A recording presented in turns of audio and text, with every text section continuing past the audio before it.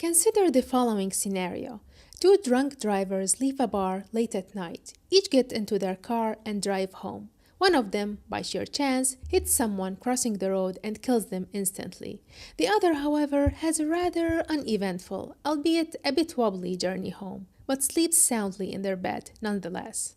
Now let me ask you, who would you judge more harshly? Most of us would intuitively say the one who killed the pedestrian. Of course, he's the drunk driver who ruined someone's life. We might think the other man to be foolish, reckless, but his culpability still feels lighter. Fair enough. Let's consider a different scenario. Suppose you're unaware that someone's behind you and you step on their foot. In doing so, you end up breaking one of their toes, or your hand twitches involuntarily and you hit someone in the face. Should you be held accountable for the damage you caused? You might say no, of course not. You cannot hold people morally responsible for circumstances outside their control. But here's the thing. In the first scenario, both men chose to drink and then drive. The only difference is that a pedestrian happened to be on the path of the first driver, something completely outside his control. Neither had control over whether someone happened to be in their path, but we condemn one far more than the other. Why? In theory, we should judge them both equally. After all, we operate subconsciously on something called the control principle, where we only judge people based on what's within their control. But that's not how things play out in practice. We end up judging them based on circumstances completely out of their control and what seems to be pure luck, like who happens to be at the scene in that moment. This is what Thomas Nagel famously called moral luck, and it's not just a vague philosophical concept that affects niche situations. It also shapes different aspects of your life, like what opportunities come your way, who you blame, who you admire, and even the story you tell yourself about your own life. The tricky thing about moral luck is that it doesn't show up in just one way. It operates on different layers in your life. Let me explain. Take our drunk drivers again. Both made the same reckless choice of drinking and driving, yet one is condemned as a killer, while the other one is dismissed as merely foolish. That difference rests entirely on the outcome, and when outcomes beyond your control change how your actions are judged, Nagel calls it resultant luck. It can work in your favor. Your recklessness harms no one, so the world sees you in a kinder light.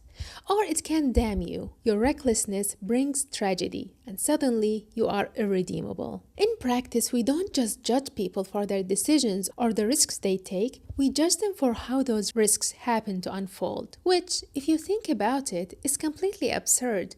The two drivers made the same choice. If responsibility only counts for what's within your control and the control principle is applied consistently, then they should be treated exactly the same. And yet, if we refuse to weigh outcomes more heavily, our social systems would break. The law, morality, our sense of justice all depend on consequences mattering. A death is heavier than a near miss. It is a paradox. Reason alone would require consistency, but real life depends on outcomes. Morally, it looks incoherent. Practically, it feels impossible to do it any other way. But even when no direct actions are involved at all, but mere circumstances, we still face the same dilemma. Imagine two men, both alike in character and values. One grows up in peaceful Zurich, works in an office, raises a family, lives by far and large a normal life. The other grows up in Nazi Germany. He is forced to choose between collaborating with the ruling regime or risking his life in resistance. Our moral judgments of these two men may differ drastically, yet the difference lies in sheer circumstance, where they happen to be born. The peaceful man may be no more virtuous than the other. He simply never faced a serious test. But had he been born in Berlin in 1920, he might have collaborated, and had the German man been born in Zurich, he might have lived an ordinary life, unaffected by tragedy. Who you are morally seems to depend to a large extent on where and when you were born. Someone could behave in a dangerous situation in a more or less admirable fashion, but if the situation never arises in the first place, then they would never have the chance to prove or disprove their value. Circumstantial luck shows that what moral tests we face depends on accidents beyond our control. Yet we still judge people positively or negatively based on how they respond to those tests, even though we know they themselves had no say in whether the tests appeared in the first place. Even on a more basic level, the kind of person you are largely determines your aptitude to do the right thing, how easily you give in to temptation, how naturally you treat others with kindness or cruelty.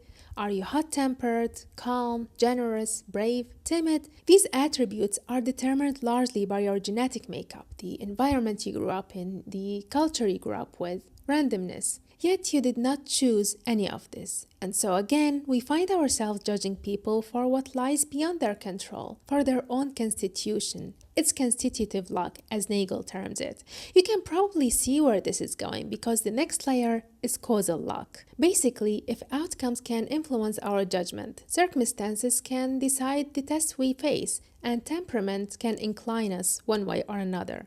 What about the choices we make themselves? Think of the last decision you made: to open a door, to drink some water, to have a conversation with a friend. It felt like you were choosing, didn't it? There was a genuine fork in the road, and you were free to take one path or the other. But was that really the case? Determinism states that every choice you make is the product of antecedent or prior causes. Your genes, your upbringing, your environment, your brain chemistry, even the microstates of your neurons. If determinism is true, then in any given situation you could never have acted otherwise. What you call a decision is simply the next event in a causal chain stretching back long before you were born. You didn't choose to watch this video and leave a comment. It was a causal chain extending from the formation of stars to the biology of your neurons that left you with no other option. But is the situation better if determinism were false? If there is just randomness in the universe? Not really. Randomness also doesn't make a choice more yours. If your decision were the product of a coin flip in your brain, would that really make you free? Would it magically make the choice yours, and I mean truly yours? Either way, it feels impossible to live this way. Insisting you never chose anything seems to completely negate moral responsibility. How can you blame a murderer or praise a philanthropist if both were just pieces in the same chain of uncontrollable events? But there is something Nagel alludes to. If we view ourselves from the lens of the universe, we are indeed just events in a long chain of events. There is rocks falling, tectonic plates shifting, seasons changing, and there is humans fighting. There is no self, no independent agents, no morality, just events. But from the inside, we don't experience ourselves and other people as events. We see ourselves as agents who deliberate and make choices. We separate what we do from what just happens to us. We still feel a sense of shame, pride, guilt, remorse. In that sense, morality feels real to us, almost as our way of interpreting and responding to the flow of events as they pass through us. If there were no beings who experienced themselves as agents, then probably morality would not exist. But we simply cannot view ourselves from the outside, regardless of whether we have any sense of agency in our actions at all. Now, I am nowhere near an expert on the debate of determinism and free will, but I do find it fascinating that we are still unable to settle this debate since before the dawn of time. Is it possible that we have hit the limits for what we can sufficiently reason using the knowledge available to us and the language we are bound with? Maybe. Probably this is also why I personally am not convinced of determinism, at least at this moment in time. I do believe that some events are certainly predetermined, like where you're born or your genetic makeup. The starting conditions are unchangeable. But I also think that to throw a blanket on everything that follows as similarly predecided feels overly simplistic to me. for two reasons. First of all, there's the language problem. I do think that language itself is deterministic. And I don't mean this in the sense of linguistic determinism, where the range of thoughts you can have is limited by the language you speak, meaning that you can't have thoughts for which you have no language to describe. What I mean is that you are not expressing your thoughts in real time as they emerge in your head. You are passing them through a rigidly structured language with predetermined, predefined, narrow categories, of which there is a limited number. I think that we can have thoughts that we cannot put into words and feelings that we cannot explain simply because of the rigidity and restrictive nature of language. And only when you manage to map those thoughts and feelings onto existing linguistic structures, you're able to express them more clearly. But in doing so, you might force them to fit containers they don't fit perfectly into, which may bias or distort the idea. As such, we lose a great deal of the richness and dimensionality of those thoughts in the process. There are only limited ways in which we can talk about concepts like freedom or agency or determinism, so we end up looping in the same arguments. Language forces us to fit everything into neat categories, yet we don't end up acting that way. Our reality is much messier. For instance, nobody is 100% honest all the time, and when we see someone who we thought was honest telling a small lie, we register it as a contradiction. But is it really a contradiction, or just a matter of us forcing honesty into a box of either or? What about a lie? Is our definition too narrow and restrictive, which again comes from a place of either or? Could there be something more accurate than the apparent dichotomy of determinism and free will that we cannot describe yet? Maybe. Maybe if we develop a different medium for communication and mental exploration that is more advanced than language and less restrictive, the limits can be redefined. It took us 250,000 years to develop language, and it's been like 100,000 years since then, so yeah, we're almost there to the next big thing. The second reason why determinism feels overly simplistic to me is that our minds offer only a simplified interpretation of reality. Perhaps you heard the phrase, "the map is not the territory." It is used to describe how your brain forms a descriptive map of reality that doesn't capture it faithfully.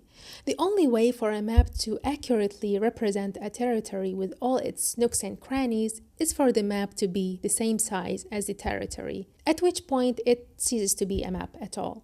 As such, our brains do not hold the entirety of reality within them, but just the basics needed to survive and thrive. After all, philosophizing is not exactly on the agenda of evolution, it seems. What we get is a stripped-down model, not the thing itself. Maybe there are limits on what we can understand and sufficiently reason using this base model. So, to me, it feels like determinism is not the whole story. But these are just my naive, silly conjectures. It is what feels intuitively sensical to me. So, let me know what you think and where you stand on the matter. But where does this leave us? Much of life is shaped by luck, outcomes, circumstances, temperament, even our own choices. Maybe we are simply events in a chain stretching back before our birth, but our own lived experience of our lives and the world dictate that we experience ourselves as responsible agents who can't help but see the world through the lens of morality, with all the joy and suffering that come with it. Many of the ideas discussed here are from Thomas Nagel's classic essay, Moral Luck. They are just my own interpretations, and I highly recommend that you read the original work and arrive at your own conclusions if you are interested in the subject. If you are not interested but you still watch the video, well, you didn't have a choice after all. And to continue the chain of cosmic events in which you don't have a choice, you can watch this next video on why consciousness cannot be programmed.